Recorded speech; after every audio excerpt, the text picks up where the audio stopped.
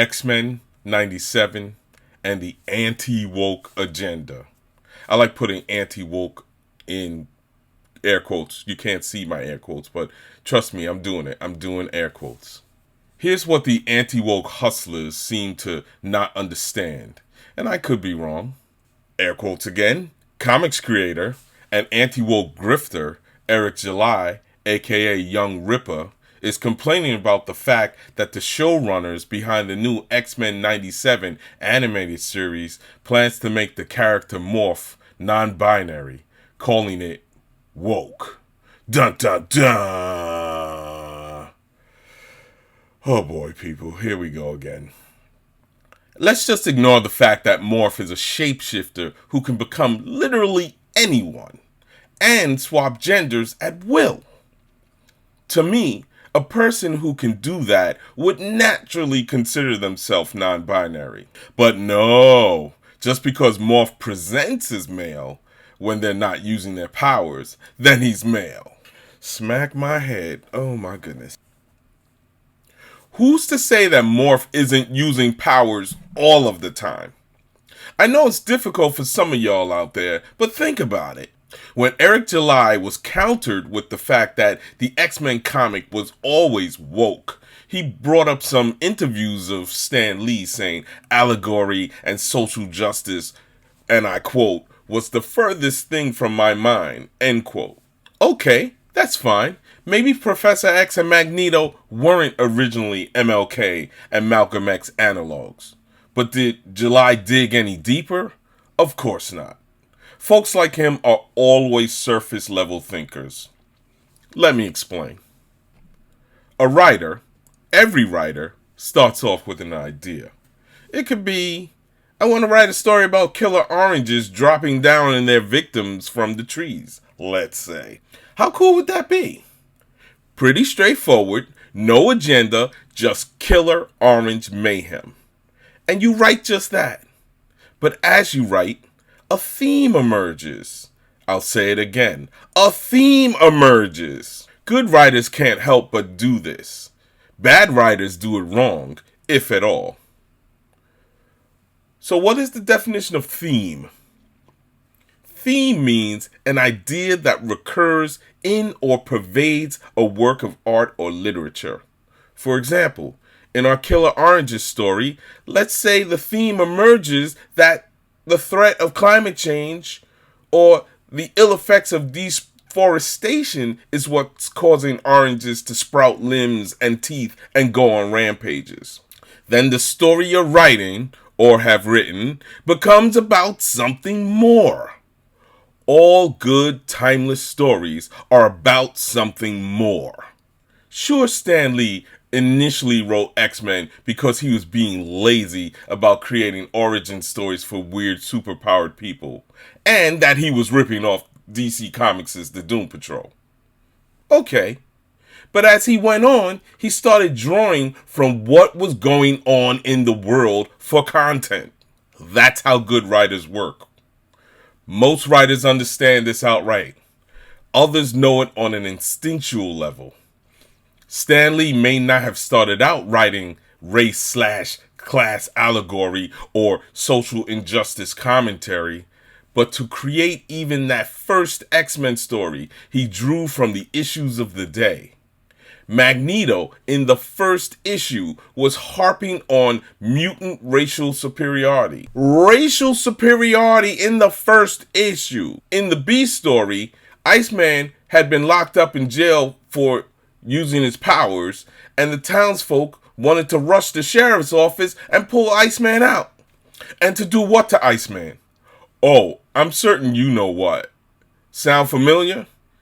If it wasn't for Cyclops being sent to the building by professorx and rescuing Iceman, poor Bobby Drake would have been lynched. Would these story concepts not be considered so-called woke today?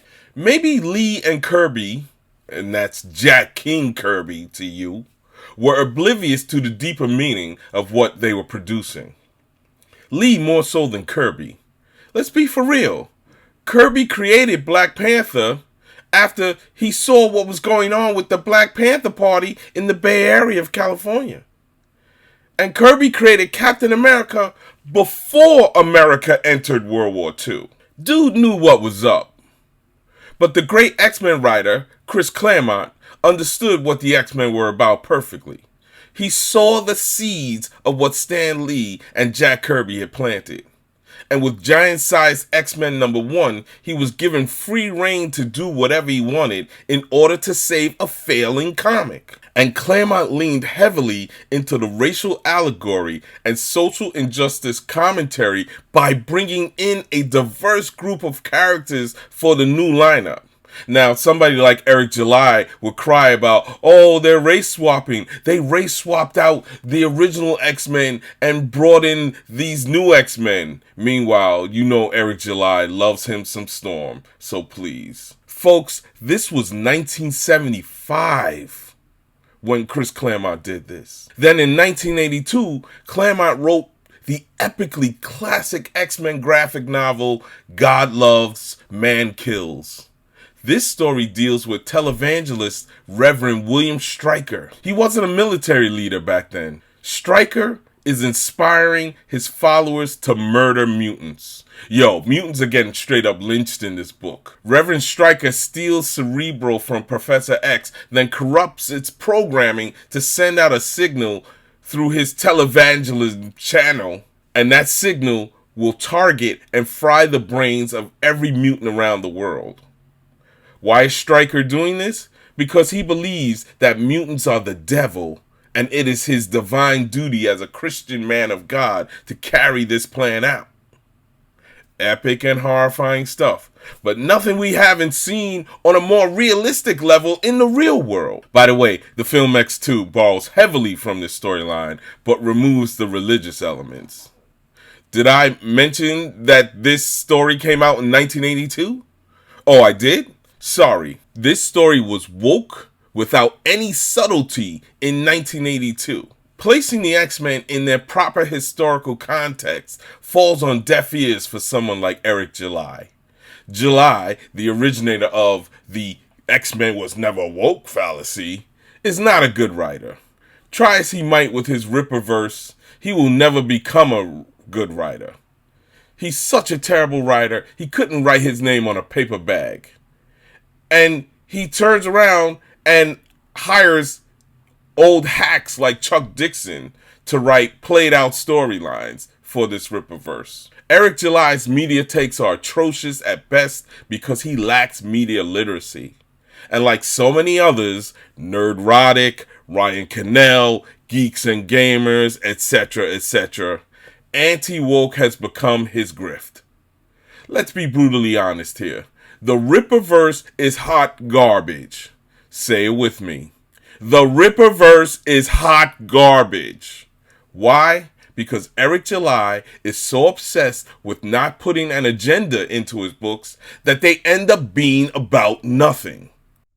So, also, there was an interview back in 2017 that Vox did. The columnist alexabadsantos interviewed Chris Claremont and Brentanderson on the 35th anniversary of God Loves, Man Kills. And Abad-Santos asked an interesting question. He asked, is it possible to separate personal politics from comic books? And Brentanderson answered, he was the artist on God Loves, Man Kills, while Chris Claremont was the writer. Anderson answered, and I quote, sure, it's possible to exclude politics from comic books, but not from art. Comics produced through avoidance of the real world are hardly satisfactory on any meaningful artistic level. Reading them might fill 15 to 30 minutes of time as a momentary distraction, but without at least a bit of socio-political inference, you might as well buy a superhero pinup book to flip through. Art may not be the answer to the real world's problems, but it certainly makes dealing with them on a personal level a bit easier. End quote. So of course he wouldn't know a theme if it hit him, much less how to include one. Know this, folks. The X-Men, woke as fuck since 1963.